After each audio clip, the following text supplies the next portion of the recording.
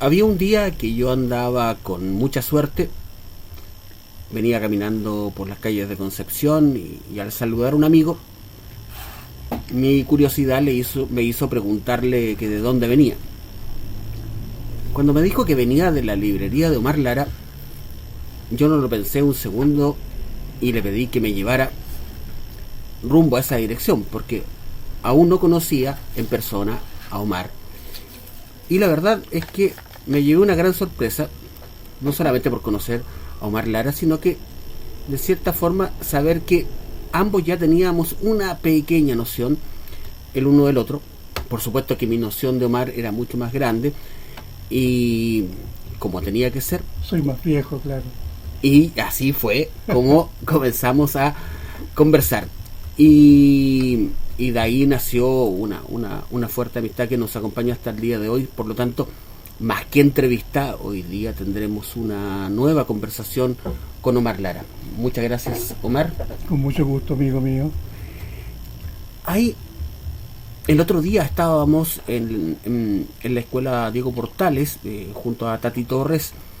Estábamos en una muy buena conversación con niños de la educación básica y tú planteaste algo muy novedoso, que era el tema de ver en la poesía una muy buena dosis, una alta dosis de intuición.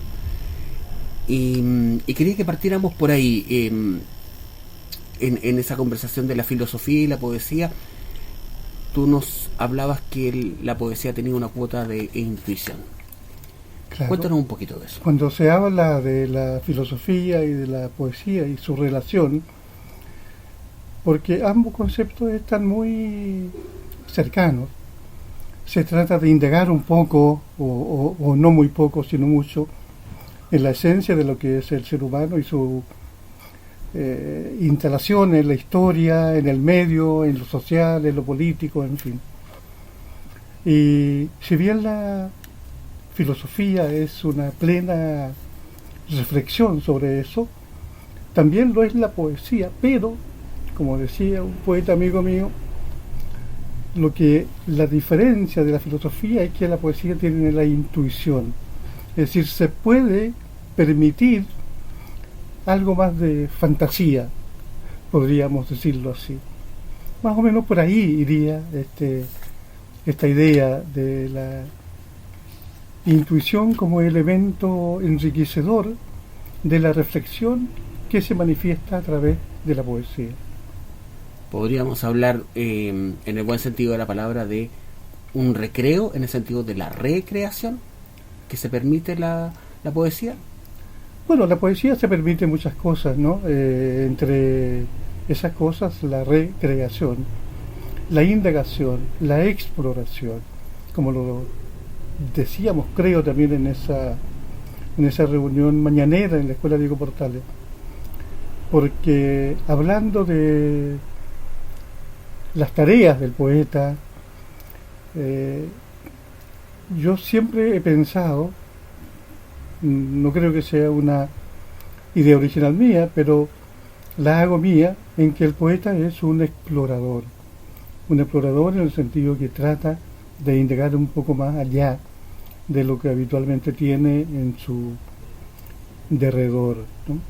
Y también decía yo, y lo digo, que el poeta es un traductor en el sentido que estamos tratando de manifestar todas nuestras vivencias, nuestra sensibilidad, muchas veces asediada por temas, por cuestiones, por preguntas candentes, misteriosas, y que no sabemos en algunas ocasiones cómo responderlas. En ese sentido, tenemos que esforzarnos, y en ese sentido estamos también traduciendo aquello que nos intriga y que nos asalta en su momento como posible respuesta. Y nosotros en ese sentido las catapultamos como elementos posibles de respuesta. Por lo cual, y es por eso que digo que estamos intentando traducir aquello que percibimos, que intuimos. Hay una pregunta que llevo años planteándola, pero creo que contigo va a ser mucho más fácil encontrar una respuesta, con lo difícil que es ser tan categóricos en esto. Omar, se ha planteado algunas veces que Europa es más filosofía y América Latina en su conjunto es más poesía. Tú que has estado en ambos territorios y que has dialogado con ellos, ¿podrías ayudarme un poco a edificar esa respuesta? No es fácil, pero por supuesto Europa es un continente mucho más viejo, mucho más antiguo. Tenemos grandes filósofos ya en el siglo XVII en Europa. La gran filosofía francesa, por lo que vino después la filosofía alemana, son por supuesto europeas, y Descartes, Rousseau, Voltaire vienen de bastante lejos, y de hecho muchos de estos filósofos fueron los que ayudaron a los próceres de la independencia americana a perfilar su ideario libertario. Es decir, estábamos nosotros, estaban ellos, estaba este continente perfilándose como tal a partir de algunas ideas que llegaban desde el viejo mundo. Y por supuesto acá tenemos todo ese mundo para debatir qué somos y para descubrir qué somos. Y de ahí entonces podría nacer esa idea de que lo estamos descubriendo a través de la poesía, de la creación. No en vano, el gran escritor mexicano Carlos Fuentes, hablando de su novela, de su novelística, y hablando de la novelística que tan potentemente irrumpió en su momento en América, él decía, esta gran novela hispanoamericana no podía existir sin la poesía, específicamente sin la poesía de Pablo Neruda, y específicamente sin el gran libro que es el Canto General, porque en ese libro Pablo Neruda, decía Fuentes, nos fue mostrando este continente, le fue poniendo nombre a este continente. Entonces para nosotros, como narradores, fue más fácil encontrar este camino a partir de un mundo que estaba siendo descubierto, explorado, traducido por la poesía de Neruda. Neruda nombró a través de ese libro lo que somos, decía de alguna manera Carlos Fuentes, y para nosotros fue muy útil tener ese mundo ya nombrado o semi-nombrado para ejercer nuestra tarea de escribir nuestras historias. Un primer mapa. Otro día que andaba con suerte, porque parece que es una tónica mía, estaba frente al computador y dije, nunca he escuchado el discurso de Neruda al recibir el Nobel. Así que lo busqué y ahí estaba. Y me llevé una gran sorpresa. No tenía ningún referente con respecto al discurso de Neruda al recibir el premio Nobel, y me llamó mucho la atención cuando él señala su fuga desde Chile hacia Argentina, y en la fuga entre naturaleza se encuentra con dos elementos fundamentales: nombra el rito y nombra la reunión, la ceremonia de juntarnos. Y te cuento esto porque uno de los pilares máximos de tu escritura que yo he descubierto es que tú señalas que la poesía es para reencontrarnos, para encontrarnos, para saber el uno del otro, para hacer lo contrario que el sistema quiere, que nos quiere lejos el uno del otro. Omar, ¿por qué no nos convidas un poquito de esa definición? Bueno, algunos críticos o estudiosos han señalado esta idea mucho mejor que la podría señalar yo, me imagino. Por ejemplo, Edson Faúndez, el destacado investigador de la Universidad de Concepción, habla de mi gestualización frente a lo cotidiano, habla de la sonrisa, de la mirada, de la mano que extiendo al otro, al amigo, al compañero. Y yo pienso que es un elemento absolutamente verificable en mi poesía y espero en mi propia conducta como ser humano instalado en un espacio y en una geografía específica. Yo creo, por supuesto, que la poesía es un elemento de absoluta humanidad, de búsqueda del otro, del ser humano, búsqueda del ser humano, pero también búsqueda de una historia, de una geografía, de un espacio en desarrollo en el cual estamos los seres humanos. Y por ahí podríamos instalarnos en esta aseveración que tú haces.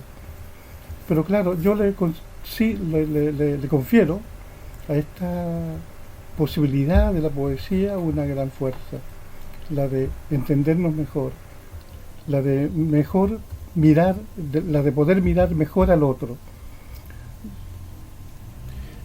Ahí, afortunadamente, tu poesía tiene un carácter en donde aparece mucho, donde denota mucho y connota mucho el viaje.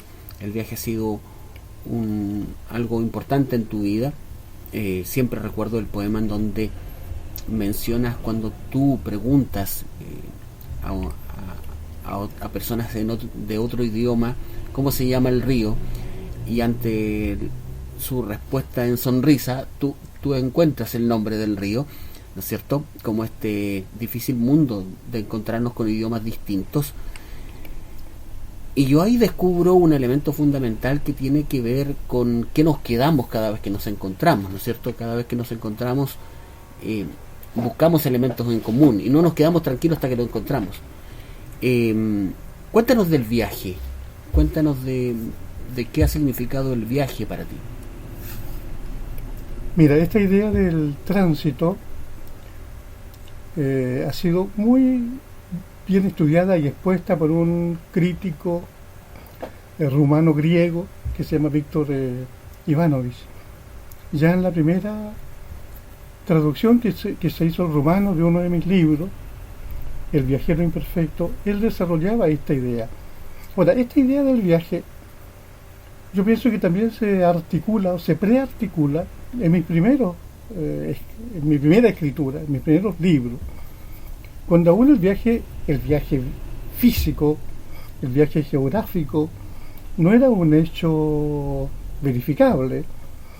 Creo que todavía no había salido de Imperial o de Valdivia, o de Nogualwe o de Temuco, y había ya en mi poesía una idea del viaje, pero en este caso una especie de viaje teóricamente expresada, ¿no?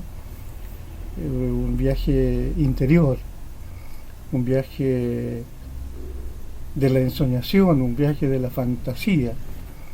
Ahora, después de eso se tradujo, por cierto, en viajes reales, si se pueden llamar así reales, porque bueno, en poesía todo es real. Y este desplazamiento fuerte surgido después, sobre todo después del golpe, después de 1973, cuando tuve que salir de Chile, primero a Lima, después a Búcares, después a España, en fin, organizó de alguna manera con más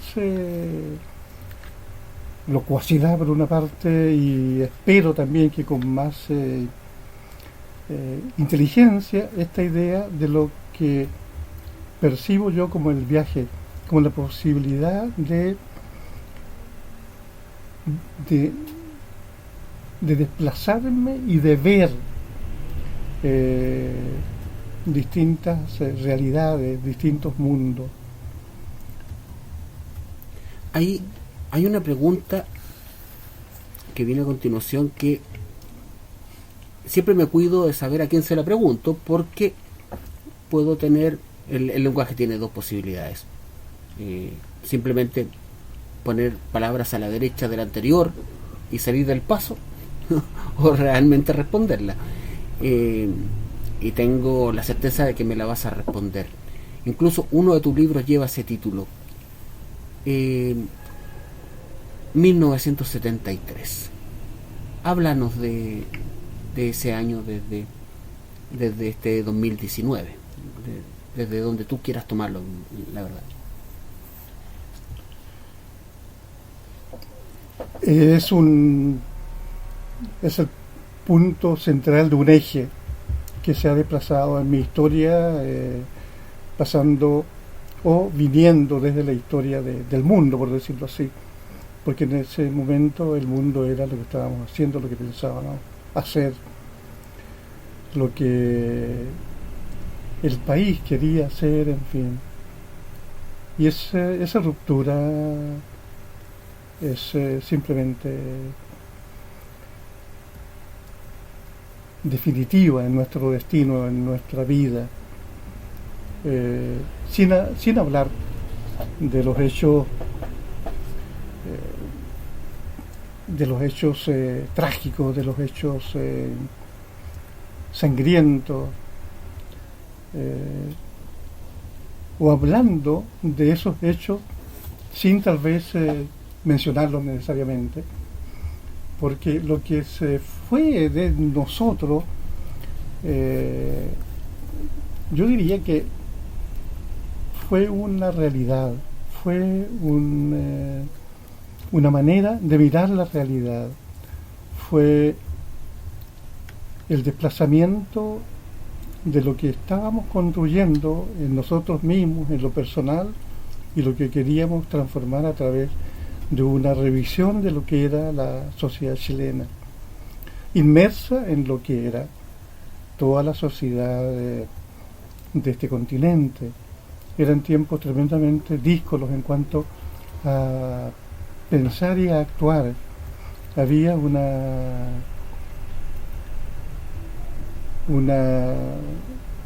tremenda responsabilidad, o así lo pensábamos, en la juventud, en las fuerzas sociales que miraban los hechos que se estaban produciendo en ese momento como algo casi irreal. Y lo que se rompió entonces fue eso, fue esa mirada enorme de esperanza, de sueño, de construcción de una historia en la cual nuestro país era un punto clave. No era el único, pero era un punto clave. Omar, estos últimos tiempos he tenido la suerte de leer libros relacionados con la distopía, que algo me ha pasado. Leo 1984 y luego, antes de eso, leo Fahrenheit 451, pero yo me vuelvo más utópico al leer libros de distopía. Quería hacerte esa consulta. Omar, ¿cómo te ubicas? Si es que pudiéramos preguntártelo. ¿Más cercano a la utopía con el pasar de los años? ¿Más lejano de la utopía? Bueno, yo viví la utopía a propósito de 1973. Eran tiempos en que el concepto de utopía se podía tener en la cabeza sin sentirse maltrecho o fuera de lugar, en que explorar en la palabra utopía o decirla no era incómodo ni era absurdo, ¿no?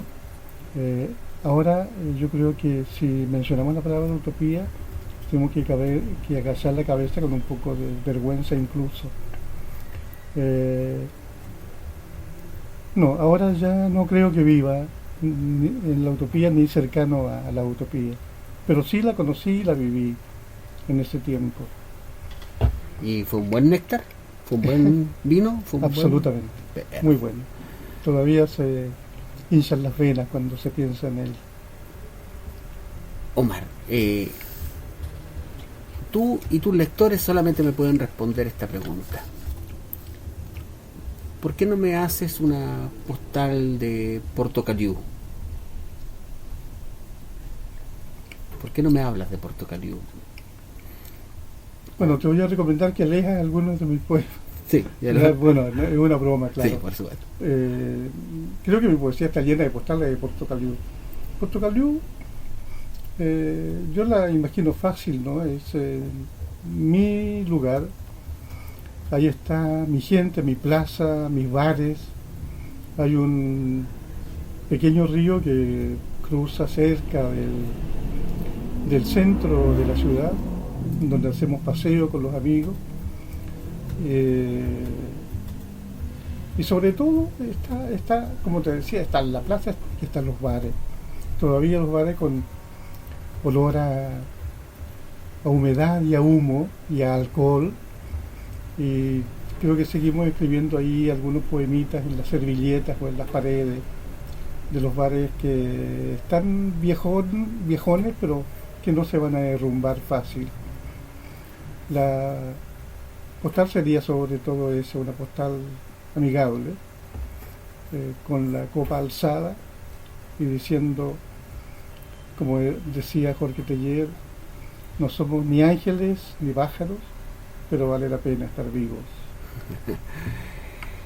Estaba pensando en el libro, en este fantástico libro, El túnel, de Ernesto Sábato, en donde está esta, con respecto a lo que estábamos conversando con respecto a 1973 también, Portocaliu es tu rincón propio, y en el túnel se ve a un protagonista que destruye el rincón propio, ¿no es cierto?, que avasalla violentamente contra estos rincones que son estas joyas que tiene el ser humano, en donde se protege, se cuida a sí mismo, se recrea. Y estaba pensando que Portocaliu es tu rincón propio. Con respecto a perdón, con respecto al túnel, ¿tú también ves esta imagen del mundo violento destruyendo el rincón propio? Bueno, es una novela de la autodestrucción, y es una novela del desamparo, de la búsqueda desenfrenada y oscura. Mi lectura ya de hace años, ¿no? Pero tengo todavía esa atmósfera de Castel, Sí. tratando de esquivar la poca luz que le viene y adentrarse en una especie de oscuridad que él cree le va a resolver algunas cosas, oscuramente también, ¿no? No recuerdo mucho más, pero lo considero esto como una invitación a releerlo. Perfecto.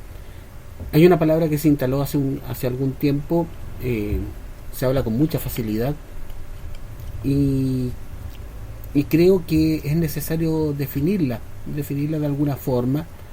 De pronto en Chile se empezó a hablar de inclusión.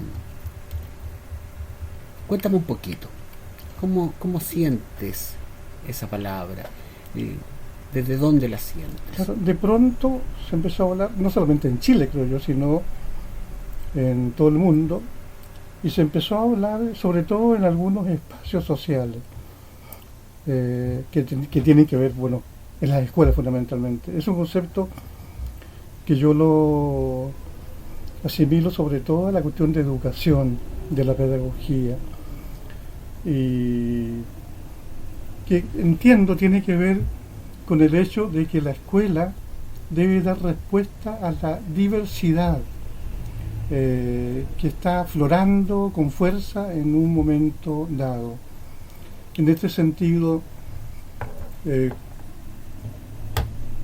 no los jóvenes, no los estudiantes deben adaptarse a lo que ofrece la escuela, que es el concepto viejo y sostenido, sino que la escuela, este lugar de enseñanza, debe adaptarse a esta maravillosa diversidad que la va habitando y a la cual debe dar respuesta. Claro, la inclusión está asociada intrínsecamente a esto, a lo diverso, a lo distinto, y cómo hay que enfrentar esta situación. Felizmente son conceptos que se han instalado muy fuerte en la sociedad y yo creo que también se están instalando respuestas fuertes, aunque siempre falta mucho. Omar, eh, viviste en la utopía, según tus propias palabras y según tus propios pasos. Quería agradecerte el hecho de que pudiéramos conversar nuevamente, pero esta vez bajo un registro para el Festival Internacional de Literatura e Inclusión de Concepción, la FILIC, y quería despedirme con una última pregunta con respecto al tema de en qué estás actualmente ahora, en qué está tu proceso escritural. Mira, de repente cuando pienso que ya todo lo he hecho en el sentido personal, privado, mío, ¿no? Cuando ya no hay nada más que decir, me encuentro con textos que son parte de proyectos medianamente antiguos o más nuevos y que están en proceso de revisión, de conclusión, de rearmarlo como un todo. Entonces eso también me sorprende a mí incluso. Ya no hay proyecto y muchas veces mi respuesta es no, ya no hay más proyectos. Pero revisando los papeles uno se encuentra con anotaciones, con ideas que están de algún modo en proceso. Y así, en este momento creo que tengo 2 o 3, o tal vez más incluso, libritos en espera de que reciban mi visita más atenta y los revise, los corrija y me los proponga a mí mismo, me los autoproponga como posibles textos a pensar como tales. Entre ellos tengo un par de libritos para niños que son trabajos ya hechos, pero que en algún momento los revisé, los corregí, los instalé en una versión nueva. Pero también hay otros pequeños libros de poesía, no para niños, sino en la poesía que habitualmente hago, y que también, siendo 2 o 3, se están perfilando como un texto inédito y que ya felizmente tiene una editorial que lo espera. Así que uno no para al final de todo. Y como no paras, hay que es momento de terminar por lo menos el registro de esta grabación. Quería agradecerte el tiempo que siempre nos das, que siempre nos damos, y quería agradecerte esta conversación. Con mucho gusto, Rebeco. Esta conversación proseguirá esta semana de fantasía inclusiva, cuando le demos espacio al tema de la literatura en Concepción, con el concepto inclusiva instalado fuertemente ahí, y donde tú eres uno de los pilares. Así que de esta semana del 22 al 29, o del 27 al 31, estaremos con esta conversación continuándola. Un abrazo. Gracias a ti.